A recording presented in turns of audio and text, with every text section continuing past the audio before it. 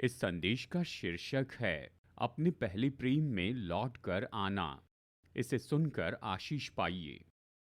आज का संदेश तो सच में ये ऐसा है, एक न्योता या फिर वापस आना है, यानी किसी बात में लौट कर आना है, अपने पहले प्रेम में लौट कर आना। संदेश का यही शीर्षक है, अपने पहले प्रेम में लौट कर आना। और ये एक सराहना के साथ में शुरू होता है। कितने लोगों को रिपोर्ट कार्ड्स पाना पसंद है? हाँ, मैं जानता हूँ यहाँ पर कुछ लोग हैं। हाँ, रिपोर्ट कार्ड्स यानी जब एग्ज़ाम ख़त्म हो जाती है तो टीचर आती है। मुझे याद है जब हम स्कूल में थे तो रिपोर्ट कार्ड्स होते थे और मालूम नहीं किसी कारण से अलग-अलग रंग के थे, और मुझे लगता है 5वीं क्लास में ये पिंक कलर का था और फिर नीला हो गया, फिर हरा हो गया ये सब। तो जब भी टीचर्स रिपोर्ट कार्ड का गट्ठा लेकर आती थी तो कुछ बहुत उत्साहित होते। वो कहते हैं हाँ, और वो एक दूसरे की ओर देखते और हंसते या रोते, मतलब उत्साहित हो जाते। लेकिन कुछ लोग अपने अंदर रोते भी थे।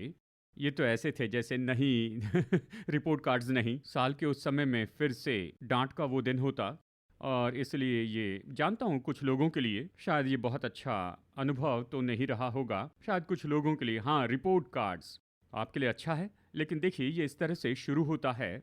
ये तो सराहना के साथ में शुरू होता है, रिपोर्ट कार्ड के जैसे शुरू होता है। और हम प्रकाशित वाक्य 2 में इसके बारे में पढ़ते हैं। प्रकाशित वाक्य अध्याय 2 वचन 1 से 7 में मैं इसे पढ़ना चाहता हूँ, लेकिन ये यहाँ स्क्रीन पर नहीं होगा।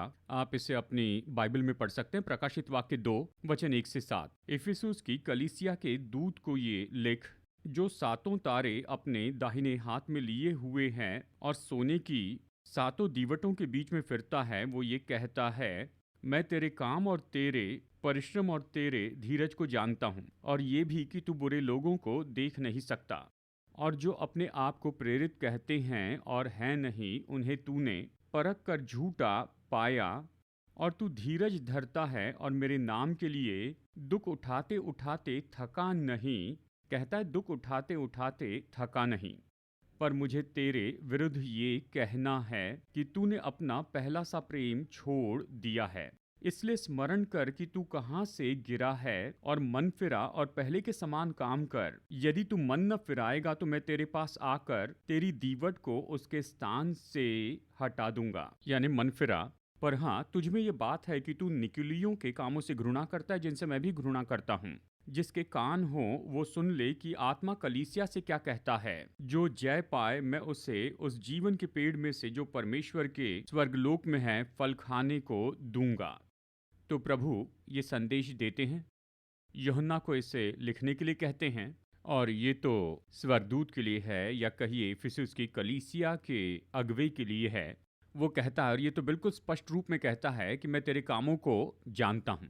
प्रभु विश्वासियों के कामों को जानते हैं। मैं तेरे कामों को और तेरे परिश्रम को जानता हूँ। ठीक है, तुम्हारे धीरज को, तुम्हारे डटे रहने को, तुम्हारे परखने को। और ये दिलचस्प है, ये कहता है जो अपने आप को प्रेरित कहते हैं और है नहीं, उन्हें तूने परख कर झूठा पाया। यानी जो लोग सेवकाई में हैं, जो बहुत ही मजबूत हैं।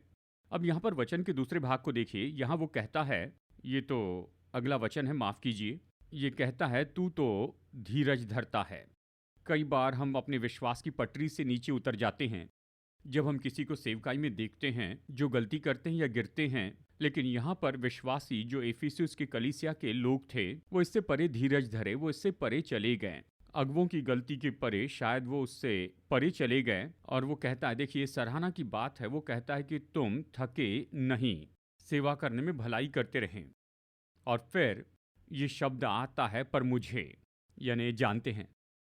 मैं जानता हूं निश्चय आपने लोगों को कहते हुए सुना होगा। उन्होंने इस तरह से कहा, भोजन अच्छा था।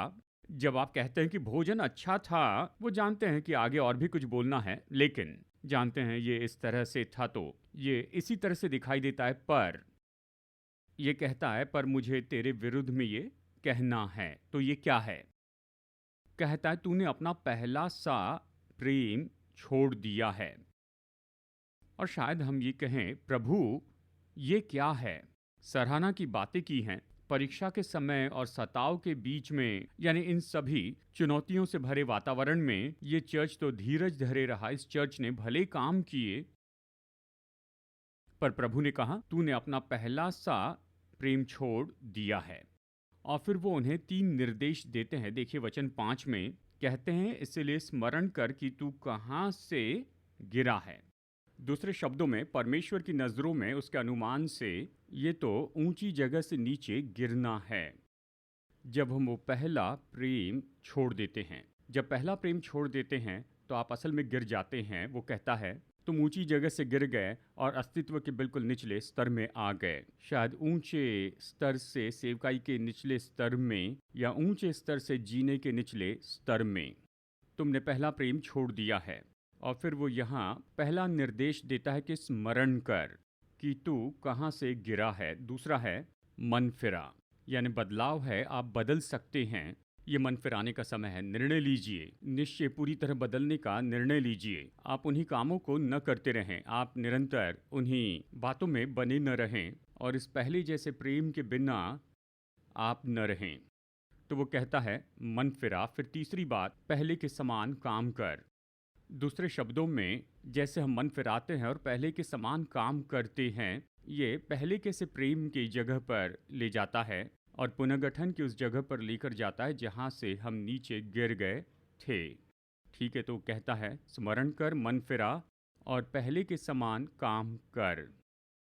और देखिए मन नहीं फिराने के भी परिणाम होते हैं और यही तो हम देखते हैं वचन 5 के दूसरे भाग में। और मन फिरा और पहले के समान काम कर, यदि तू मन न फिराएगा तो मैं तेरे पास आकर तेरी दीवट को उसके स्थान से हटा दूंगा, ऐसे कहता है।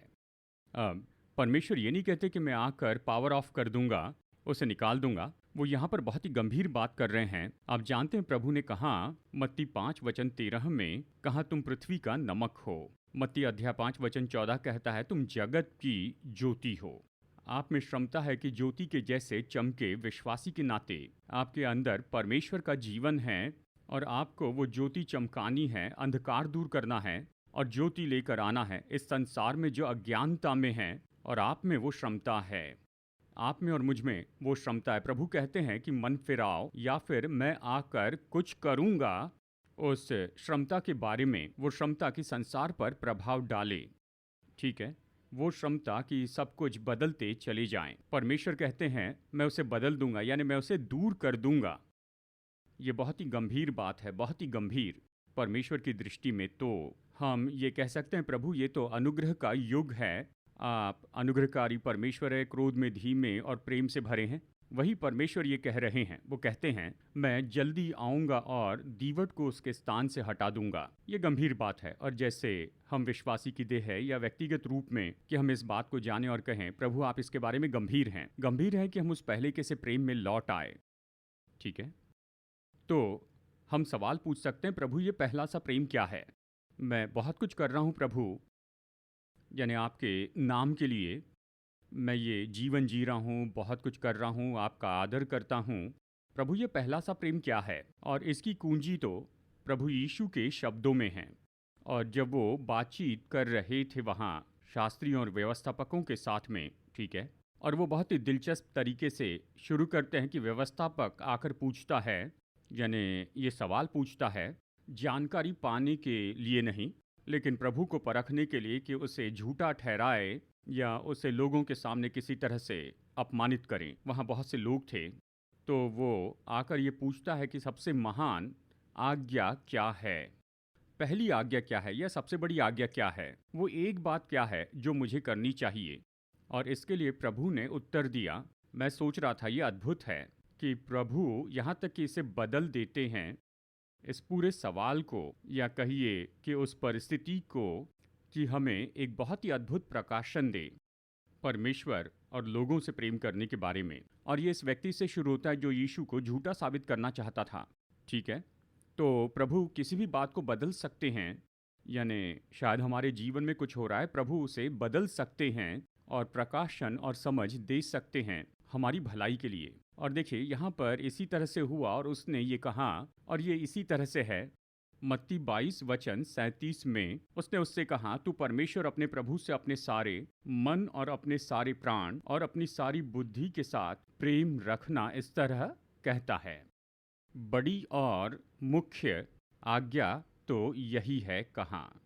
तो हमारे पास ये कुंजी है, ये तो ऐसा है जो कि सच में बड़ी है परमेश्वर के लिए, बहुत बड़ी है कि हम उसके साथ में जुड़ जाएं। जिस तरह से हम उसके साथ जुड़ते हैं, कहता है यही तो बड़ी और मुख्य आज्ञा है, अपने प्रभु परमेश्वर से प्रेम करें। कैसे करें? अपने पूरे मन से, अपने पूरे प्राण से, अपनी पूरी बुद्धि से, अपनी शक्ति से, सबसे। मरकुस अध्याय 12 कहता है मन से, प्राण से, बुद्धि से, शक्ति से, मतलब पूरे हृदय से, जो कुछ भी हम में है, भीतरी व्यक्तित्व से परमेश्वर से प्रेम रखें।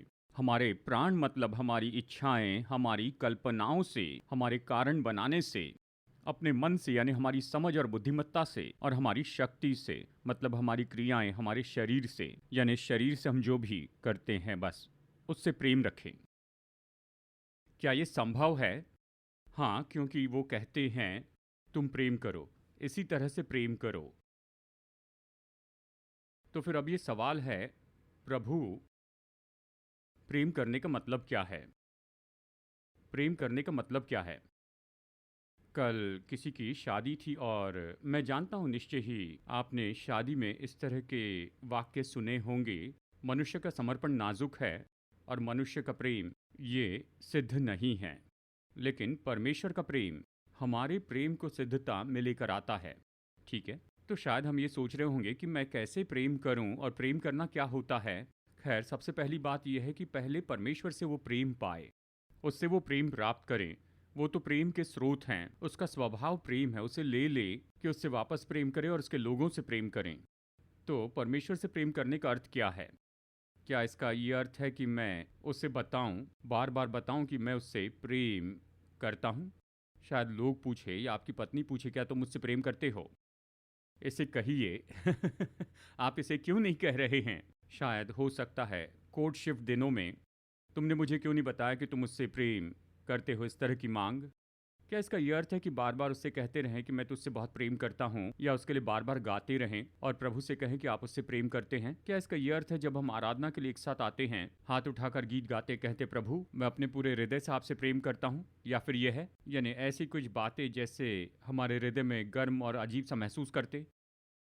ठीक है, कि कहे कि मैं परमेश्वर से प्रेम करता हूँ, मेरे अंदर गर्व महसूस करता हूँ, दिल में अजीब सा महसूस होता है, मैं जानता हूँ मैं प्रभु से प्रेम करता हूँ। और जब हम वचन में देखते हैं तो हम ये देखते हैं कि ये तो बहुत ही असली है, ये तो बहुत ही व्यवहारिक है, ये ऐसी कुछ बातें हैं। खैर, गर्म और अजीब महसूस करना ठीक है, अच्छी बात है कि प्रभु से कहे, अच्छा है कि प्रभु के लिए गाएं, बार बार कहना अच्छा है कि हम उससे प्रेम करते हैं। लेकिन असल में बात आती है, जब असलियत की बात आती है, ये आती है कुछ ऐसी बहुत ही व्यवहारिक और सरल कि कई बार ऐसा होता है कि क्योंकि देखिए हमने इसे इतनी बार सुन लिया है, हम इसकी ओर ध्यान भी नहीं देते हैं। तो हम कुछ बातों को देखेंगे यहाँ आज। ठीक है, क्या मैं आमीन सुन सकता हूँ ताकि हम जाने सब समझ रहे हैं? ठीक है, तो पहली बात है वो ये है कि परमेश्वर से प्रेम करें। मैं कहूँ परमेश्वर से प्रेम करता हूँ, परमेश्वर से प्रेम करना उसे जानना है। परमेश्वर से प्रेम करना तो उसे जानना है। इसका मतलब है कि मैं हर एक कोशिश करता हूँ और मेरे जीवन में वो जगह और वो समय देता हूँ कि उसे जानूं। मैं ये क्यों कह रहा हूँ? पहला यूहन्ना अध्याय 4 वचन 7 और 8। वचन 7 कहता है, हे प्रियो, हम आपस में प्रेम रखें, क्योंकि प्रेम परमेश्वर से है। जो कोई प्रेम करता है वो परमेश्वर से जन्मा और परमेश्वर को जानता है। वचन 8, जो प्रेम नहीं करता वो परमेश्वर को नहीं जानता, क्योंकि परमेश्वर प्रेम है। कहता है परमेश्वर जो स्रोत और परमेश्वर का स्वभाव, प्रेम का स्रोत परमेश्वर है और परमेश्वर का स्वभाव ही प्रेम है। तो निश्चय ही ये व्यवहारिक संबंध है परमेश्वर को जानने में और प्रेम करने में, उससे प्रेम करना और दूसरों से प्रेम करना। तो हम उसे जानने लगते हैं, उसके बारे में जानने लगते हैं और हम उस जगह से आगे बढ़ते हैं। अब देखिए, लोगों को जानने के अलग अलग स्तर होते हैं, ठीक है, और हम जानते हैं कुछ अजनबी हैं। शायद हमारी चर्च में कुछ लोग अजनबी हैं, यानी आप उन्हें नहीं जानते हैं, कभी मिले तो कहते हैं मैंने आपको कभी नहीं देखा, ठीक है, अजनबी हैं। और फिर ऐसे कुछ परिचित लोग हैं, हाँ मैंने आपको कहीं देखा है, मैं आपको जानता हूँ। आप शायद उन्हें जानते या कभी मिले हैं, आप उनके नाम जानते हैं, वो आपसे परिचित हैं, आप उनसे परिचित हैं, ये केवल परिचित हैं। और फिर मित्र हैं। आप नहीं रह सकते हैं, जब आप चर्च में आते हैं सबसे पहले उसी व्यक्ति के पास जाकर कहते हैं हाय आप कैसे हैं, बार बार बताते हैं, आप उनके साथ समय बिताते हैं, अपने जीवन की बातें बताते हैं, आप उन्हें जानते हैं। और चलिए मैं यहाँ पर कल की शादी के बारे में यहाँ पर कुछ कहना चाहूँगा। ये बहुत ही दिलचस्प था। रिसेप्शन के समय दुल्हन की सहेली और दूल्हे का दोस्त उन्होंने आकर दूल्हे दुल्हन के बारे में बताया। बहुत ही दिलचस्प बात है। ये तो उनका व्यक्तिगत विवरण है, यानी ये तो बस उनकी मित्रता के स्तर को जानने के बारे में है कि उनके बीच कितना नज़दीकी संबंध है। दूल्हे और दुल्हन के साथ में उनकी अजीब सी कहानियाँ भी सुनी और कुछ तो बहुत ही भावुक करने वाली ऐसी कहानियाँ थी। और ये सब कुछ सुनना अच्छी बात है, यानी इस तरह मित्र हैं। और फिर आप उस जगह से आगे जाते हैं, किसी पर भरोसा रखते हैं कि किसी पर भरोसा रखते हैं और आप उन्हें सब कुछ बताते हैं। शायद आपके जीवन साथी, और निश्चय ही आपके जीवन साथी होने ही चाहिए। आपको उस जगह पर बढ़ते जाना है जहाँ पर हम खुले रूप में बताते, कोई नकाब नहीं, जहाँ हम खुद को पूरी तरह बताते हैं। तो प्रभु हमें न्योता देते हैं। हाँ, आज आप अपने जीवन को देखिए और पूछिए, क्या मैं परमेश्वर के लिए अजनबी हूँ? क्या मैं उसकी आवाज़ को पहचान लूँगा? ठीक है। क्या मैं अजनबी हूँ या मैं केवल उससे परिचित हूँ? हाँ, मैं उसके नाम को जानता हूँ। मैं जानता हूँ कहाँ रहते हैं। हाँ, स्वर्ग में। हाँ, मैं उसके बारे में थोड़ा जानता हूँ, मैं उसके मार्गों से परिचित हूँ, लेकिन बस इतना ही। या शायद हम अच्छे मित्र हैं, हम थोड़ा एक दूसरे को बताते हैं, बाँटते हैं और बस इतना ही। पर प्रभु हमें न्योता देना चाहते हैं, हमें बुलाते हैं इस तरह के संबंध के लिए जो कि उसने सच में बनाए, और कहते हैं, मैं ही दाखलता हूँ और तुम डालियाँ हो। जो मुझ में बह रहा है, मैं चाहता हूँ तुम्हारे जीवन में बहे। परमेश्वर का जीवन, जोए, परमेश्वर का सा जीवन जो दाखलता में बहता है, मैं चाहता हूँ वही डालियों में बहे ताकि तुम फलवंत हो। वो कहते हैं दाखलता में बने रहो, वहीं पर रहो, संगति करे और सतह से परे जाए, खुल जाए, बांटें, प्राप्त करें। प्रभु कहते हैं, मैं इसी संबंध के लिए तुम्हें बुला रहा हूँ। और हम सभी लोग हम ऐसी उन्नति कर सकते हैं कि उस जगह पर आए। परमेश्वर कहते हैं, मैं अपने मित्र से ये बात कैसे छिपा कर रखूं। उसने अब्राहम के बारे में कहा कि कैसे मैं अपने मित्र से ये छिपाऊं। हम ऐसी जगह आ सकते हैं कि उसे जाने, कि उसमें बसे रहे। और परमेश्वर हम में से हर एक को न्योता देते हैं, केवल उन्हें नहीं जो सेवकाई में हैं, पर हर एक को बुलाते हैं। उस जगह पर परमेश्वर से प्रेम करना, उसे जानना है। जैसे हम उसकी उपस्थिति में समय बिताते हैं और परिश्रम करते हैं, ये हम में से कुछ निकालेगा। हम सब व्यस्त हैं, लेकिन जैसे उसकी उपस्थिति के लिए समय निकालते हैं कि उसकी आराधना करें, वचन पढ़े, प्रार्थना करके उससे संगति रखें, पवित्र आत्मा हम पर यीशु को और ज़्यादा प्रकट करते जाएगा। और इसके कारण ऐसा होगा कि हम उससे और ज़्यादा प्रेम करेंगे। परमेश्वर से प्रेम करना तो उसे जानना है। अब दूसरी बात, परमेश्वर से प्रेम करना तो उसकी आज्ञा मानना है। परमेश्वर से प्रेम करना ये इतना ही नहीं कि गीत गाए और कुछ कहे, प्रभु से कहना कि मैं आपसे प्रेम करता हूँ, पर असल में ये उसकी आज्ञा मानना है। ये तो इतना सरल और इतना व्यवहारिक है। यूहन्ना अध्याय 14 वचन 15 को देखिए। प्रभु यीशु कहते हैं, यदि तुम मुझसे प्रेम रखते हो तो मेरी आज्ञाओं को मानोगे। यदि मुझसे प्रेम रखते हो तो मेरी आज्ञाओं को मानोगे। हमने हमारी बेटी को एक छोटी किताब दी जिसमें एक तरफ परमेश्वर के वचन हैं, यानी जब वो छोटी थी तब दी थी, तब तक उसने बातें करनी शुरू नहीं की थी, यानी इस तरह से। तो एक तरफ वचन थे और एक तरफ तस्वीरें थी जो उसके संदर्भ में हो। उनमें से एक वचन ऐसे था, यदि तुम मुझसे प्रेम रखते हो तो मेरी आज्ञाओं को मानोगे। बच्चों का अनुवाद कहता है आज्ञा पालन करोगे। तो एक दिन उसने हमसे पूछा, क्या आप मुझसे प्रेम करते हो?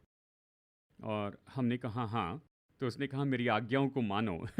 वो वचन का अंगीकार कर रही थी, वचन घोषित कर रही थी।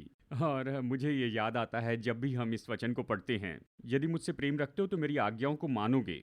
अब मानोगे ये शब्द, इसका असल में अर्थ है कि उसकी रक्षा करे, उसे बचा कर रखे। इसका मतलब पूरा करने के लिए आज्ञा माने। और इसका ये भी अर्थ है कि उसे कसकर थामे रहें, मजबूती से उसे पकड़ ले, उसे जाने न दे। ठीक है, इसका मतलब है उसकी रक्षा करे। जो भी परमेश्वर ने हमें दिया है, चाहे जो भी हो। पिछले रविवार हमने देखा परमेश्वर की बुलाहट, परमेश्वर ने जो हमारे लिए सपने रखे। वाह, ये बुलाहट कहती है कि मैं तुम्हारे साथ चल रहा हूँ, बस तुम मेरे साथ बने रहो, मैं तुम्हें सामर्थ दूंगा। तो उसने कौन सा सपना आपको दिया है या हमारे जीवन द्वारा करना चाहते, आपके द्वारा एक व्यक्तिगत रूप में, आपके परिवार के रूप में, वो बुलाहट क्या है, वो वरदान क्या है, उसने आपके अंदर क्या उंडेला है, उसकी ओर ध्यान देना अच्छी बात है। और देखे और कहें ठीक है, मुझे इसकी रक्षा करनी चाहिए। ये मेरे हाथ से जा सकता है, मेरे हाथ से फिसल सकता है, इसकी रक्षा करनी है, इसके पास वापस आना है, इसका अच्छा उपयोग करना है। हाल ही में हमने क्रिसमस ट्री लगाया। जानते हैं पूरे साल भर ये कहीं पर होता है, छिपी हुई जगह पर होता है। और फिर हमने उसे बाहर निकाला और सोचा कि हमें घर की सफाई अच्छे से करनी चाहिए। बहुत सी चीज़ें तो यहाँ वहाँ छिपी हुई हैं। क्या केवल मैं ही इससे जा रहा हूँ, मुझे पता नहीं है। यानी जानते हैं कि आप तो। और मैं ये बताऊँ कि हमने हमने कुछ सरप्राइज़ पाए। ओह वाह! क्या ये हमारा है? ये कितने समय से हमारे पास है, हमें इसका उपयोग करना चाहिए। ठीक है, और अच्छा है कि हम इसका उपयोग करें। हमने उन बर्तनों को भी देखा जिसका उपयोग कभी नहीं किया था, उन्हें खास समय के लिए रखा था। पता नहीं कब हम उसे बस रखते हैं, अभी उपयोग नहीं करते, खास मौके के लिए रखे हैं। तो मैं सोच रहा था कि शायद दिसंबर ऐसा महीना है जब हमें सब कुछ बाहर निकालना चाहिए। साल के आखिरी महीने में आप उन चीज़ों को निकालिए जिसके लिए कहते थे कि मैं विशेष मौके पर इसका उपयोग करूंगा, उसे प्रतिदिन उपयोग करते जाएं। जानते हैं, उनका उपयोग कीजिए, उन प्लेट्स को लीजिए और उन ग्लासों का उपयोग कीजिए। ठीक है, तो बात तो यही है, परमेश्वर ने हमें बहुत सी बातें दे दी हैं और वो वहाँ पर हैं। शायद धूल खा रही है और शायद खेद से ढकी हुई है, शायद निराशा से भरी हुई है। ठीक है, और बस कहे प्रभु, मुझे पता नहीं, बस वो कहीं तो भी छिपी हुई है। यानी जानते हैं, मैं तो अभी शादीशुदा व्यक्ति हूँ या अभी मैं एक परिपक्व व्यक्ति हूँ। शायद परमेश्वर ने ये रखा है बच्चे के रूप में, नौजवान के रूप में या फिर वयस्क के रूप में। कहिए प्रभु, मैं नहीं जानता, अब मैं बड़ा हो चुका हूँ, अब मुझे व्यवहारिक होना है। जानते हैं, मैं उसमें वापस नहीं जा सकता। खैर, प्रभु कहते मुझसे प्रेम रखते हो तो मेरी आज्ञाओं को मानोगे, उससे रखिए, रक्षा कीजिए। और आप जानते हैं, उन बातों को मत खोइए। इसका मतलब उसने जो करने के लिए कहा है उसकी आज्ञा माने। वो सारे सरल ऐसे निर्देश, और वो यानी जब वो हमारे हृदय से सरल तरीकों से बातें करते हैं, वो कहते तुम इसे करो और इसे मत करो। बहुत कुछ करने के लिए कहते हैं, नहीं करने की तुलना में बहुत से ऐसे हैं, ये करो वो करो। और फिर जब हम वचन को थामे रहते हैं, परमेश्वर के मार्गों को थामे रहते हैं, चाहे जितना भी विरोध हो, चाहे जितनी भी मुश्किलें हों।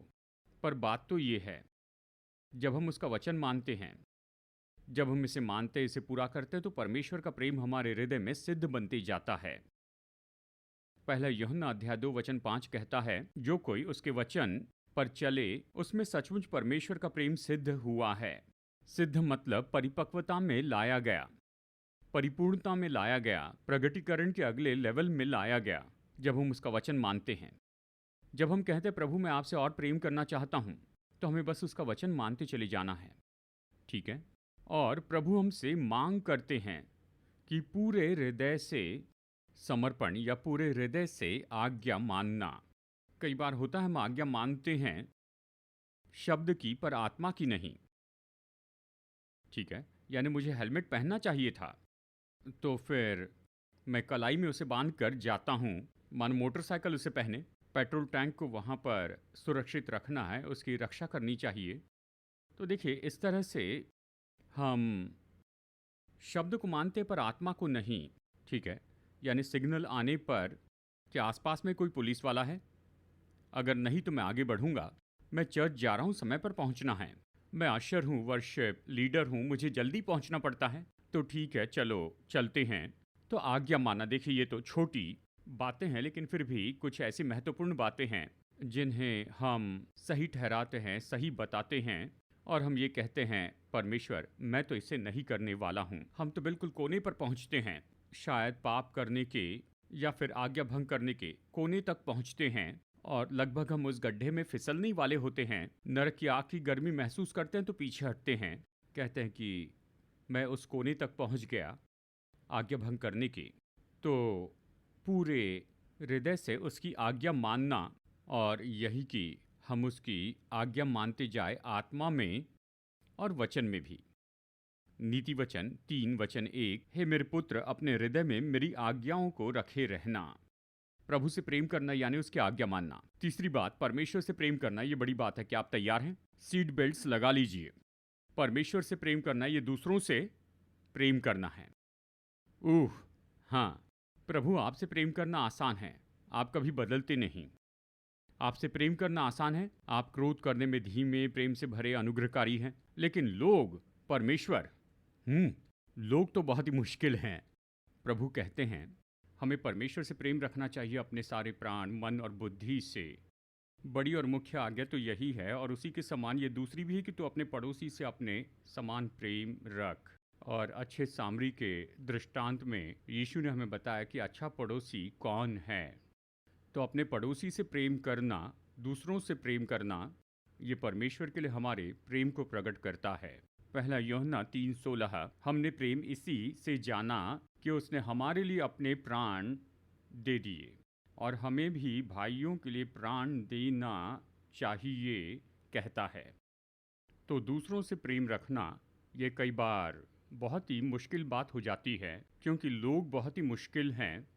लोग तो प्रेम करने वाले नहीं हैं। तो ये नहीं कहता कि जो तुमसे प्रेम करते हैं उनसे प्रेम रखो, ठीक है।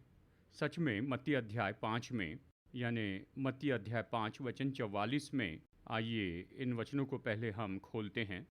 मत्ती अध्याय 5,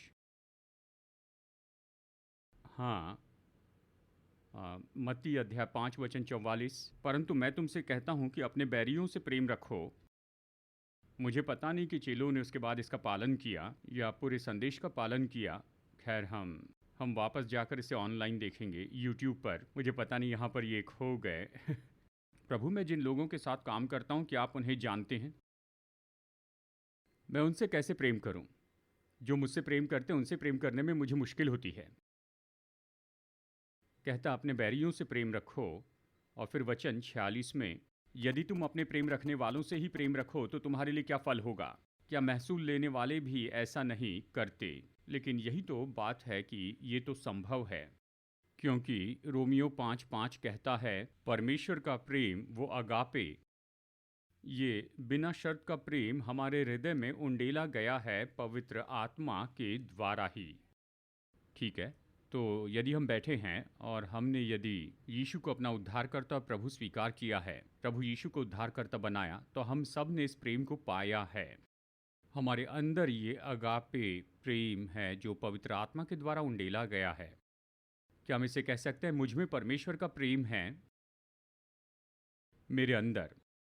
हाँ, ये सेक्शन आप शांत है। मुझ में परमेश्वर का प्रेम है मेरे अंदर। बच्चों के चर्च में हम गाते हैं, मुझ में है वो आनंद आनंद आनंद प्रभु का, दिल की गहराई में। और परमेश्वर का प्रेम भी वहाँ पर है। मैं सोचता हूँ लंबी लाइन है, ठीक है, ये तो एक लंबी लाइन है, और ये मुझ में है, ठीक है। संडे स्कूल, चिल्ड्रंस चर्च के गीत तो बहुत ही सटीक होते हैं। वचन के अनुसार परमेश्वर का प्रेम हम में है क्योंकि पवित्र आत्मा ने उस प्रेम को हम पर उंडेला है।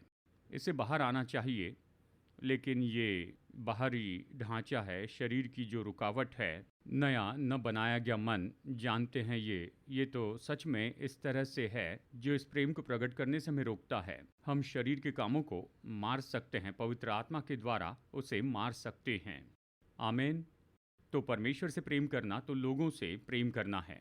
और मैं बस एक बात को याद करता हूँ, ये कहानी मैंने हाल ही में सुनी है कि प्रेम किस तरह का बदलाव लेकर आता है।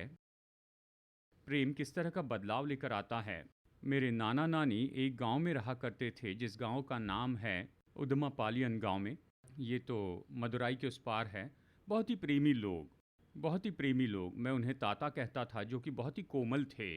और मेरी आची, यानी जो मेरी नानी माँ थी, वो थोड़ी स्ट्रिक्ट थी, अनुशासन पसंद। वो लोगों से बहुत प्रेम रखने वाले थे। लोग जब भी आते तो ये कहते, आप डिनर या लंच करके जाइए। पता नहीं वो कैसे मैनेज करते थे। मैं कह रहा हूँ 2-3 लोग नहीं, केवल इतने ही लोग नहीं, बहुत से लोग जब हम छुट्टियों पर जाते, 5-10 वो बस आ जाते, कहते आप लंच कीजिए। वहाँ पर कुछ न कुछ पकते रहता, किचन की आग कभी बुझती नहीं थी। लोग आकर भोजन करके ही जाते थे। लोगों के लिए वो इतना प्रेम रखते थे। एक और बहुत ही महत्वपूर्ण बात है, वो तो यीशु से प्रेम करते थे। यीशु से प्रेम करते थे, शब्दों में नहीं बताते थे, लेकिन यीशु से प्रेम करते थे। नहाने के बाद वो आकर खड़े होते और किसी कारण से मोमबत्ती जलाते थे वो खड़े रहकर प्रार्थना करते, उनके होंठ हिलते थे और वो प्रार्थना करते, काफ़ी लंबे समय तक प्रार्थना करते थे, लगभग आधा घंटा, और हम बस वहाँ खड़े रहते और जब तक कि वो इसे कर सके वो खड़े रहकर प्रार्थना करते थे। वो लोगों से प्रेम करते थे और मैंने उनकी ये कहानी सुनी। मेरी माँ ने मुझे बताया उनके साथ कृष्णा नाम का कोई व्यक्ति काम करता था। कृष्णा नाम के व्यक्ति घर में लगभग हर एक काम किया करते थे। तो कृष्णा उनके साथ कुछ साल तक रहे। वो सच में प्रेम रखते थे, सभी से एक समान ही वो व्यवहार रखते थे। और अवश्य ही, यानी कृष्णा वहाँ पर कुछ समय तक काम करते रहा, फिर हम उस जगह से बाहर आए, वो कहीं और काम करने के लिए चले गए। लेकिन कृष्णा, उसने यही तो किया। कृष्णा ने अपने बच्चों का नाम मेरे नानी के बच्चों के नाम पर, यानी मेरी माँ के नाम पर और मेरे मामा के नाम पर, अपनी बेटी का नाम रखा शांति और अपने बेटे का नाम रखा जेकब। हमें ज़्यादा कुछ तो पता नहीं कि उसके बाद में क्या हुआ, बस उसने यही तो किया। वो तो इतना ज़्यादा प्रभावित हुआ मेरे नाना नानी के प्रेम के कारण कि उसने अपने बच्चों का नाम रखा, कृष्णा ने अपने बच्चों का नाम रखा शांति और जेकब। ठीक है, शायद हम ये कहें कि ये तो छोटी सी बात है। ये परमेश्वर के प्रेम के बदलने वाले स्वभाव के बारे में बताता है। ये बहस और कारण बनाने से बिल्कुल परे है, सीधा दिल में उतरता है। और परमेश्वर कह रहे हैं दूसरों से प्रेम करो। कहते हैं दूसरों से प्रेम करो। हाँ, वो तो मुश्किल लोग हैं और वो तो बहुत ही कठोर होगे, फिर भी दूसरों से प्रेम करो। प्रेम इनकार करने में नहीं रहता, बता दूं, प्रेम सत्य बताता है। प्रेम पहचानता है अन्याय, बुरा व्यवहार और सताए जाने को, और बदलाव लाना चाहता है भक्तिपूर्ण तरीके से। प्रेम का ये अर्थ नहीं कि ये तो डोरमैट है, पर ये तो बदलाव लाना चाहता है, यानी भक्तिपूर्ण तरीके से। हमने 3 बातों को देखा और चौथी बात है, जब हम कहते हैं मैं परमेश्वर से प्रेम रखता हूं तो बुराई से नफरत करें। परमेश्वर से प्रेम करना बुराई से नफरत करना है।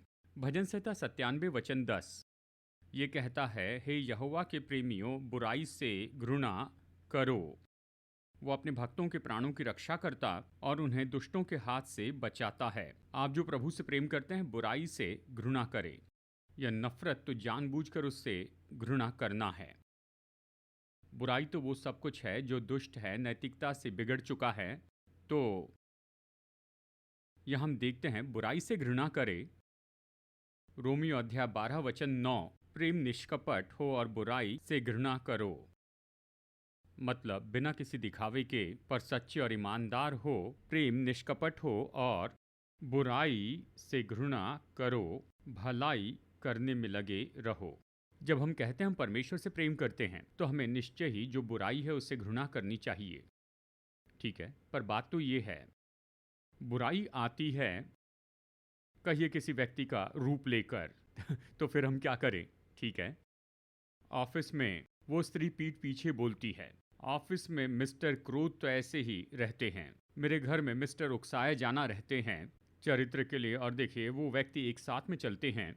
मैं कैसे पहचान लूँ और मैं कैसे प्रेम रखूं और जो बुरे काम है उसे पसंद न करूं, लेकिन बुरे करने वाले से घृणा न करूं।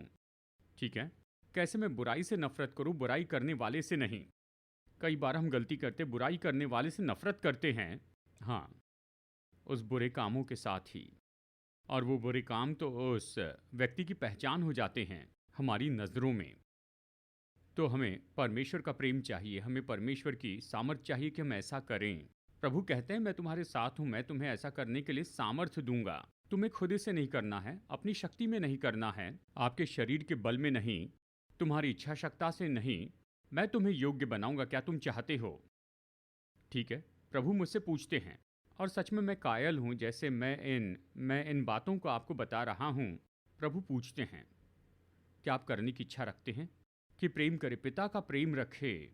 ये तो संसार से प्रेम रखना नहीं है। मतलब शरीर की अभिलाषा, आंखों की अभिलाषा और जीविका का घमंड। शरीर की अभिलाषा, शरीर की जो मांग होती है। आंखों की अभिलाषा यानी कुछ पानी की अभिलाषा रखना, या उन बातों को देखना, या केवल उन्हें देखकर संतुष्ट हो जाना। अश्लीलता और ये सारी बातें। जीविका का घमंड की जीवन के बारे में अहंकार करे, धन सामर्थ्य, समाज के ओहदे के बारे में, या फिर शायद पढ़ाई लिखाई के बारे में, पृष्ठभूमि और संपर्क और ये सारी बातें। हाँ, यदि आप संसार से प्रेम करते हैं तो कहता है पिता का प्रेम तुम में नहीं है। शरीर की अभिलाषा के बारे में कहता है। तो सवाल यह है कि क्या हम अपने जीवन में इन बातों का उपयोग करते हैं? क्या हम अपने जीवन में इन बातों का उपयोग करते हैं? क्या इन्हें अनुमति देते हैं, या फिर हम जानबूझकर इन बातों के पीछे जाते हैं जीवन शैली के रूप में? यदि हम ऐसा करते हैं और फिर कहते हैं मैं परमेश्वर से प्रेम करता हूँ, शायद आप अपने दिल से ईमानदारी से ये कह रहे हैं, लेकिन फिर जानते हैं वचन ये कहता है कि पिता का प्रेम वो तो नहीं होगा, फलवंत या परिपक्व नहीं होगा, क्योंकि ये यहाँ पर नहीं है, ये उसे दूर करता है। तो परमेश्वर जिससे आनंदित होते उससे हम आनंदित नहीं होते, परमेश्वर को जो पसंद है उसे हम पसंद नहीं करते। परमेश्वर से प्रेम करना बुराई से घृणा करना है। तो अपने हृदय को जांचिए और जांच पड़ताल करके कहिए कि ये क्या है, ऐसे मिलावट के क्षेत्र कौन से हैं, वो बातें कौन सी हैं। क्या मैं अपना फ़ोन दे सकता हूँ, यानी इंस्टाग्राम और फेसबुक के साथ अपनी पत्नी को देकर कहता हूँ कि तुम इसे पूरी तरह जांचो? क्या मैं उससे ये कह सकता हूँ कि मेरे गूगल सर्च की ये सारी हिस्ट्री यहाँ पर है, और ये तो हिस्ट्री है यूट्यूब के सर्च की, तुम इसे देख सकती हो। मैंने इन लोगों से चैट की है और ये ऐसे लोग हैं, तुम इन्हें देख सकती हो। क्या जीवन साथी के साथ ऐसे कर सकते हैं? हमारे जीवन साथी के साथ सच में कई बार हम इन बातों के बारे में बहाने बनाकर कहते हैं मैं तो केवल मनुष्य हूँ और ये मैंने मजाक में किया है। पर परमेश्वर से प्रेम रखना मतलब बुराई से घृणा करना है। पांचवी बात, परमेश्वर से प्रेम करना उस पर भरोसा रखना है। परमेश्वर से प्रेम करना उस पर भरोसा रखना है। इब्रानियों 11 वचन 6, और विश्वास बिना उसे प्रसन्न करना अनहोना है, क्योंकि परमेश्वर के पास आने वाले को विश्वास करना चाहिए कि वो है, और अपने खोजने वालों को प्रतिफल देता है जो ईमानदारी से उसे खोजते हैं। वो है, उसका अस्तित्व है, उसने जो कहा वो वैसे ही है, और जो उसे ईमानदारी से खोजते हैं उन्हें वो प्रतिफल देता है। ठीक है, जब हम उसके पास आते हैं हमें उसके पास आना है विश्वास से, हमें उसके निकट आना और उस पर भरोसा रखना है। विश्वास करे कि वो है, उसने खुद को जैसे प्रकट किया उस पर विश्वास करे और वो प्रतिफल देता है। फिर नीति वचन 3 वचन 5 कहता है संपूर्ण मन से यहोवा पर भरोसा रखना। संपूर्ण मन से यहोवा पर भरोसा रखना। और बात तो यह है जिस पर हम भरोसा नहीं करते उससे हम कैसे प्रेम रख सकते हैं? ठीक है, हम अपने प्रेम को कैसे प्रकट कर सकते हैं? कहते हैं प्रभु आपसे प्रेम है, पर उस पर भरोसा नहीं रखते। शायद वो भरोसा टूट चुका है। ये टूट चुका है शायद देरी से उत्तर मिला इसलिए। टूट गया क्योंकि प्रार्थना का उत्तर नहीं मिला, आप अभी भी खोज रहे हैं।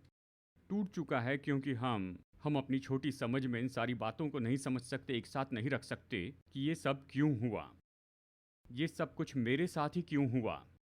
क्या मैं प्रभु के पीछे नहीं चल रहा था? क्या मैं सही काम नहीं कर रहा था? मेरे साथ ही क्यों हुआ, उनके साथ में क्यों नहीं हुआ? क्यों? देखिए, कहीं तो भी अंदर में इस भरोसे की कमी है। और शायद पैंडेमिक के कारण बहुत सी बातें हुई होगी। जानते हैं इस बीच में लोग गुजर गए या लोग बीमार पड़ गए थे। आप इन बातों को समझकर एक साथ नहीं रख पा रहे हैं। आप कहते हैं प्रभु मैं जानता हूँ आपने कहा है कि आप ये और ये और ये है, पर मेरे हृदय की गहराई में ऐसा कुछ है जो कि टूट चुका है, मैं आप पर भरोसा नहीं रख पा रहा हूँ। मैं जानता हूँ, मैं ये गाता हूँ, मैं ये कहता हूँ, लेकिन गहराई में। लेकिन प्रभु कहते हैं तुम वापस आओ, तुम वापस आओ, मैं उस जगह पर कुछ रखूँगा, भरोसे की उस जगह को फिर से बनाऊँगा।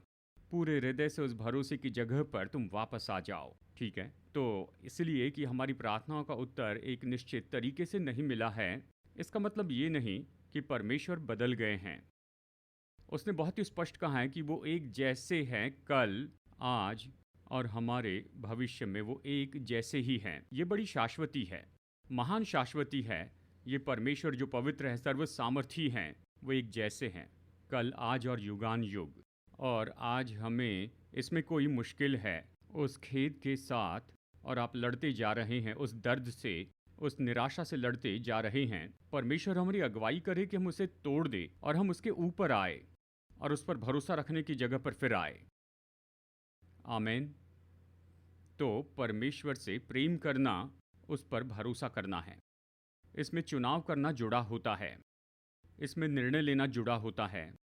भजन 18 वचन 1 में भजनकार कहता है, हे मेरे परमेश्वर मेरे बल, मैं तुझसे प्रेम करता हूँ।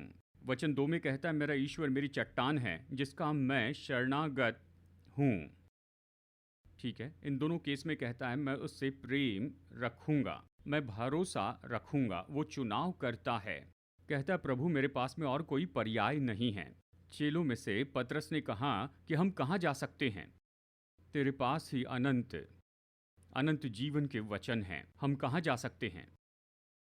जब अय्यूब की पत्नी ने उससे कहा कि परमेश्वर को कोस और मर जा, तो उसने कहा नहीं, मैं नहीं करूँगा। वो मुझे घात करेगा तो भी मैं उस पर भरोसा रखूँगा, चाहे वो मेरा घात करे मैं उस पर भरोसा रखूँगा। दानियल के मित्र मूर्ति के सामने खड़े थे और उन्हें तो यानी उस मूर्ति के सामने उन्हें दंडवत करना था और उन्होंने कहा नहीं। और फिर उसने कहा ठीक है। जब उन्हें आग के भट्टे में फेंक दिया जाने वाला था तब उन्होंने कहा हमारा परमेश्वर बचाने के योग्य है, अगर फिर भी वो न बचाए तो भी हम दंडवत नहीं करेंगे, हम नहीं बदलेंगे। वाह, इस तरह का विश्वास रखना कि हम ऐसा भरोसा रखें हमारे प्रभु और उद्धारक में, उससे प्रेम करना, उस पर भरोसा रखना है। और फिर अंत में उससे प्रेम रखना मतलब उसी की आराधना करनी है। उससे प्रेम रखना मतलब केवल उसी की आराधना करनी है और कुछ भी सराहना की उस जगह को लेने न पाए। कोई भी वस्तु या फिर कोई भी व्यक्ति उस जगह को न ले जिस पर परमेश्वर हैं। कोई वस्तु नहीं, कोई व्यक्ति नहीं। कई बार बहुत ही चालाकी से बहुत सी बातें भीतर आती हैं, इंच इंच करके, और उस जगह को ले लेती है। हमारे जीवन में परमेश्वर की जगह नहीं। उससे प्रेम करना मतलब उसकी आराधना करनी है, क्योंकि अगर आप देखें मरकुस अध्याय 12 और मत्ती में भी अध्याय 22 में हम देखते हैं कि प्रभु यहाँ पर कहते हैं कि तुम ऐसे ही प्रेम करो अपने पूरे हृदय से, अपने पूरे व्यक्तित्व से, और यही तो आराधना है। मरकुस अध्याय 12 वचन 29 प्रभु ने कहा, जब शास्त्रियों ने उससे सवाल पूछा तो उसने ये कहते हुए शुरू किया। यीशु ने उसे उत्तर दिया, सब आज्ञाओं में से ये मुख्य है, हे इस्राएल सुन, प्रभु हमारा परमेश्वर एक ही प्रभु है। ये तो पहचान है और मान लेना है कि परमेश्वर कौन है। ठीक है, और भजन 95 में हम इसे बार बार देखते हैं। ये भजन लोगों को आराधना के लिए बुलाता है, ये वो न्योता देता है। भजन 95 वचन 1 में वो न्योता देता है, कहता आओ हम प्रभु की आराधना करें, आओ हम यहोवा के लिए ऊंचे स्वर से गाएं, हम धन्यवाद करते हुए उसके सम्मुख आए। फिर वचन 3 में वो ये मानता है क्योंकि यहोवा महान ईश्वर है और सब देवताओं के ऊपर महान राजा है। वचन 6 में फिर से न्योता है, आओ आराधना करें, और ये पहचानना है, ये जान लेना है और पहचान लेना है कि परमेश्वर कौन है। वो कौन है, इसके बारे में उसने क्या प्रकट किया सत्य के अनुसार, जो कि परमेश्वर का वचन है। ये तो सबसे पहले कहना है कि मैं उसकी आराधना करता हूँ। तो हम देखते हैं कि हम जो गीत गाते हैं, आराधना उससे बहुत बढ़कर है। आराधना तो प्रभु मैं आपकी आराधना करता हूँ ये कहने से बहुत बढ़कर है। आराधना तो इससे बहुत बढ़कर है। आराधना तो समर्पित जीवन शैली है। जब भी हम पाप को नहीं कहते हैं और परमेश्वर को हाँ कहते हैं, रोमियो अध्याय 12 वचन 1 और 2 ये बताता है कि अपने आप को जीवित बलिदान के रूप में चढ़ाते चले जाएं। हम पुराने नियम में देखते हैं कि उन्होंने बलिदान चढ़ाए थे, धन्यवाद देते हुए, प्रभु की आराधना करते हुए। हम देखते हैं कि खुद को बलिदान चढ़ा दें, अपने चुनाव को, अपने विचारों को और समर्पित जीवन जीते जाना, ये आराधना है। तो हम कहते हैं प्रभु मैं आपकी आराधना करता हूँ, आपकी आराधना करता हूँ, ये कहे बिना ही जब आप पाप को नहीं कहते और परमेश्वर को हाँ कहते हैं। ठीक है, प्रभु की आराधना हमारी जीवन शैली भी है। देखिए, हम ये नहीं कह रहे हैं कि जब हम एक साथ जमा होते हैं या फिर हमारे घर की शांति में हम गीत गाते हैं, प्रभु के लिए गाते और आराधना करते, और वो तो केवल आराधना नहीं, हाँ इसका हमारे जीवन में बड़ा स्थान है, पर आराधना इससे बहुत बढ़कर है। प्रभु का वचन इस आराधना को और बढ़ाता है, और हम इब्रानियों 13 में देखते हैं। और देखिए ये है वचन 15, इब्रानियों 13:15 कहता है, इसलिए हम उसके द्वारा स्तुति रूपी बलिदान अर्थात उन होंठों का फल जो उसके नाम का अंगीकार करते हैं, परमेश्वर को सर्वदा चढ़ाया करें। ठीक है, हम संयुक्त रूप में या फिर व्यक्तिगत रूप में यही तो करते हैं, उसे धन्यवाद देते हैं, अपने होठों के फल प्रभु की स्तुति और धन्यवाद करते हैं। देखिए वचन 16, परंतु भलाई करना और उदारता दिखाना न भूलो, क्योंकि परमेश्वर ऐसे बलिदानों से प्रसन्न होता है। भलाई करना और उदारता दिखाना न भूलो, और कहता है ऐसे ही बलिदानों से। वचन 15 भी बलिदान के बारे में कहता है, निरंतर स्तुति के बलिदान चढ़ाते जाएं। वचन 16 बताता है उदारता के बारे में और दया और भले कामों के बारे में, और कहता है ऐसे बलिदानों के द्वारा परमेश्वर अति प्रसन्न होते हैं। ठीक है, परमेश्वर से प्रेम करना, उसकी आराधना करनी है। कई बार मैंने किसी को ये कहते हुए सुना कि आराधना वगैरह ठीक है, मैं वचन के लिए जाता हूँ। परमेश्वर का वचन ये कहता है उससे प्रेम करना, यही आत्मा और सच्चाई से उसकी आराधना करनी है। ठीक है, मुझे याद है ये कई साल पहले हुआ था, जब मैं कॉलेज में था। मैंने हाल ही में प्रभु को जाना था, नया विश्वासी था, और मैं बातचीत कर रहा था एक सीनियर से। हम दोनों के बीच में कॉमन फ्रेंड था, दूसरे कॉलेज से वो सीनियर थे। हम बस मिलकर बातें कर रहे थे। मैं विश्वासी बना था, उन्हें ये पता चल गया था किसी तरह से। तो उसने पूछा तुम लोग क्या करते हो, यानी संडे के दिन आप यूथ फेलोशिप में ज़रूर आइए, यानी जिज्ञासा रखते हैं तो बुलाते हैं। न्योता दिया, यूथ फेलोशिप में आइए। पूछा तुम लोग क्या करते हो, और तब मैंने कहा सुनो, हम पहले आराधना करते हैं। आराधना? तुम कैसे किसी की आराधना कर सकते हो? यानी इतने गुस्से में कहा, अपमान की बात है, तुम कैसे किसी की आराधना कर सकते हो? हाँ, खैर मैं थोड़ा पीछे हट गया और फिर मैंने कहा असल में हम बैठकर कुछ गीत गाते हैं। मैं बस इतना ही बोल पाया कि हम कुछ गीत गाते हैं। यानी जानते हैं, मेरे मन में ये बात तो थी, और कई साल के बाद में परमेश्वर ने मुझे इस बातचीत के बारे में याद दिलाया जो मैंने उनसे की थी। और उन्होंने यही तो कहा, प्रभु ने कहा है उससे आराधना के बारे में तुमसे ज़्यादा पता है, अब से भी ज़्यादा। वो आराधना के बारे में ज़्यादा जानते थे। वो नास्तिक थे, लेकिन आराधना का ये पूरा विचार, यानी पूरा समर्पण करके अपने आप को किसी को दे देना, अपने आप को नीचे रख देना, यानी बिना कुछ रख छोड़े। प्रभु ने कहा वो आराधना के बारे में ज़्यादा जानता था। हालांकि उसका प्रत्युत्तर था कि कैसे कोई आराधना कर सकता है। वो आराधना के बारे में ज़्यादा जानता था, पर उसने इनकार किया। और आज हम जानते हैं कि हम किसकी आराधना करते हैं। परमेश्वर हमें न्योता दे रहे हैं कि इन सभी तरीकों से उसकी आराधना करें। केवल गीत से नहीं, हम जो गीत गाते, आराधना तो उससे बहुत बढ़कर है। वो हमें न्योता दे रहे हैं कि हम अपना जीवन उसे दे दें। ठीक है, तो परमेश्वर का न्योता है, वो स्मरण करते हैं कि आप कहाँ से गिरे हैं। यह हमें शर्मिंदा या अपमानित करने के लिए नहीं है, ये तो प्रेम से डांटना है सच में। क्योंकि अगला निर्देश कहता है कि मन फिराओ, बदल जाओ। बदलाव संभव है, हमारे लिए मौका है कि हम बदल जाए, मन फिराए। फिर ये कहता है पहले के से काम करो, उस जगह पर वापस आओ। परमेश्वर से प्रेम करने के उस स्थान पर वापस आए, समझदारी के स्थान पर आ जाए। प्रभु से प्रेम करना तो इन सब से बढ़कर है। गीत गाना, अंगीकार करना, अपना जीवन जीने से बढ़कर है। आगे बढ़ते हैं। परमेश्वर से प्रेम करना, देखिए कुछ समय में हम प्रार्थना करेंगे। परमेश्वर से प्रेम करना तो उसे जानना है, उसे और ज़्यादा जानना है। क्या परमेश्वर अजनबी है? पर आप उसे जान सकते हैं। आप उसे अपने हृदय और अपने जीवन में न्योता दे सकते हैं। कहिए प्रभु यीशु, मैं आपको जानना चाहता हूँ, मैं आपको अपना उद्धारकर्ता प्रभु जानना चाहता हूँ। ठीक है, परमेश्वर से प्रेम करना तो उसकी आज्ञा मानना है। ये नहीं कि अपनी मर्जी करे और ऐसे दिखाए कि ये परमेश्वर की बातें हैं। अपने मार्गों में जाकर ऐसे न दिखाए कि प्रभु के मार्ग हैं, लेकिन सच में उसकी आज्ञा माने और पूरे दिल से उसकी आज्ञा माने। ठीक है, पूरे हृदय से। और कई बार ये तो सुलभ नहीं होता है कि प्रभु की आज्ञा माने, और कई बार ऐसा होता है कि खैर बहुत सा डर होता है, पर प्रभु वहाँ है, हमारे साथ है। वो दाखलताएं मैं डाली हूँ, वो हमें वास करते हैं। वो हमें न्योता देते हैं कि उसकी आज्ञा माने। प्रभु से प्रेम करना दूसरों से प्रेम करना है। जिन लोगों से प्रेम नहीं किया जा सकता था, उनके लिए वो आए, उनसे प्रेम किया। यूहन्ना 3:16, परमेश्वर ने जगत से ऐसा प्रेम किया कि उसने अपने इकलौते पुत्र यीशु को दे दिया, ताकि जो कोई इस पर विश्वास करे वो नाश न हो परंतु अनंत जीवन पाए। तो आज यदि आपने कभी भी यीशु को न्योता नहीं दिया है तो इसे कर सकते हैं। परमेश्वर से प्रेम करना, ये दूसरों से प्रेम करना है। परमेश्वर से प्रेम करना बुराई से घृणा करना है, यानी इतना ऊंचा स्तर रखना है।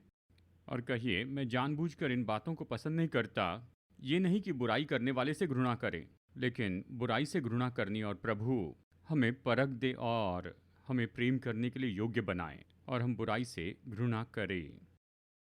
परमेश्वर से प्रेम करना, उस पर भरोसा रखना है, पूरे हृदय से उस पर भरोसा रखना है, चाहे समझ में नहीं आए तो भी। और आज प्रभु को अनुमति दे कि वो हमारे हृदय में ये गहरा काम करते जाएं। उसे अनुमति दे कि उन सारे खेदों से हमें बिल्कुल परे लेकर जाएं, उन सारी निराशाओं के बिल्कुल परे ले जाएं, और ऐसा करे कि हम उस पर फिर भरोसा करें, और वो ये रिपेयरिंग का काम करे कि हम उस पर भरोसा कर सकें फिर से पूरे हृदय से। प्रभु से प्रेम करना, उसकी आराधना करनी है। बस समर्पण करें, कहें प्रभु मेरा एजेंडा नहीं लेकिन आपका एजेंडा काम करें, मेरा एजेंडा नहीं पर आपका ही हो। तो स्मरण कीजिए कि हम कहाँ से गिरे हैं, मन फिराएं और पहले से काम करें। कहिए प्रभु मैं अपने हृदय के द्वार खोलता हूँ, मेरे परमेश्वर मेरे प्रभु हो जाइए। ये तो बहुत ही सरल प्रार्थना है, ये तो प्रभु के साथ बहुत ही सरल ऐसी बातचीत है कि कहे प्रभु मैं अपना दिल खोलता हूँ, आकर मेरे जीवन के प्रभु हो जाइए। और हम लोग जो उसके साथ चलते आए हैं इतने साल से, और शायद हम चोट में होंगे, लोगों से प्रेम करना मुश्किल होगा, शायद हम चोट खाए हैं। हमें ये सवाल है, प्रभु से प्रेम करना मुश्किल लगता है, हम चोट खाए, उस पर भरोसा करना मुश्किल होता है। सच में प्रभु इसमें काम करें, इसे नया बनाएं। सच में वो महान सर्जन आ जाए और सच में काम करते जाएं, और वो सब साफ करके हमारे दिलों को चंगाई दे। प्रभु हम इस समय के लिए धन्यवाद देते हैं। प्रभु हम धन्यवाद देते हैं कि आप हमारी प्राथमिकता को नया बना रहे हैं, सब नया कर रहे हैं। जो बातें ऊपर होनी चाहिए ऊपर रख रहे हैं, और जो नीचे होनी उन्हें नीचे रखते हैं। हमारे गौर को रीअरेंज कर रहे हैं, हमारे आकर्षण हमारे प्रेम को रीअरेंज कर रहे हैं। प्रभु हम मांगते हैं कि आप हमारे हृदय और जीवन के राजा हो जाएं। प्रभु हम प्रार्थना करते हैं कि हम में से हर एक विश्वासी के नाते, सभा के नाते, विश्वासियों की देह के नाते, जीवित परमेश्वर के घराने के नाते, कि हम उस जगह पर आ जाए। अगर हम फिसल गए हैं तो उस जगह पर वापस आए और पहले जैसे काम करते चले जाएं, और हम उस पहले से प्रेम की जगह पर लौट कर आ जाए।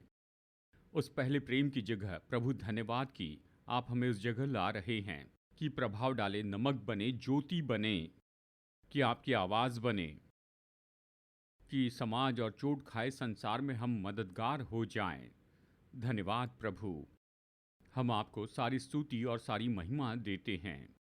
यदि आपने यीशु को ग्रहण नहीं किया है, और अगर आपने आज कहा कि प्रभु यीशु आप मेरे हृदय में आ जाइए, अब मेरे जीवन के प्रभु और उद्धारकर्ता हो जाइए, अगर कोई है, यदि आपने पहली बार ये प्रार्थना की है तो अपने हाथ उठाइए और मैं आपको कुछ देना चाहता हूँ। यानी आपने पहली बार ये प्रार्थना की है, या प्रभु से आपने पहली बार इस तरह से कहा है, क्या ऐसा कोई है जिसने आज ये ऐसा किया है? तो आप अपना हाथ उठा सकते हैं। क्या कोई है? ठीक है, आप सब उद्धार पाए हैं। अगर कोई ऑनलाइन है जो हमें देख रहे हैं, इस सभा को देख रहे हैं, अगर आपने ऐसा किया, आपने कहा प्रभु मेरे हृदय में, मेरे जीवन में आइए, प्रभु इन शब्दों को बहुत ही गंभीरता से लेते हैं, तो वो आएंगे, वो आ चुके हैं और वो आपको बदलेंगे। आप हमें लिख सकते हैं या हमें ईमेल कर सकते हैं, और आपकी ये अद्भुत अद्भुत यात्रा शुरू होती है कि प्रभु और लोगों से प्रेम करते चले जाएं। और यहाँ हमारे लाइव ग्रुप लीडर्स और पास्टर्स यहाँ होंगे प्रार्थना और सेवकाई के लिए, कि प्रार्थना करें। अगर किसी को प्रार्थना करवानी है तो निश्चय ही आप आज़ादी महसूस करें कि आप सामने आ जाएं, कि आपके लिए यहाँ पर प्रार्थना की जाए। तो अंतिम प्रार्थना करते हैं। प्रभु आपका आशीष दे और आपकी रक्षा करें। प्रभु अपने मुख का प्रकाश आप पर चमकाए और आप पर अनुग्रह करे। प्रभु अपना मुख आपकी ओर उठाए और आपको अपनी शांति दे। यीशु के नाम में आमेन।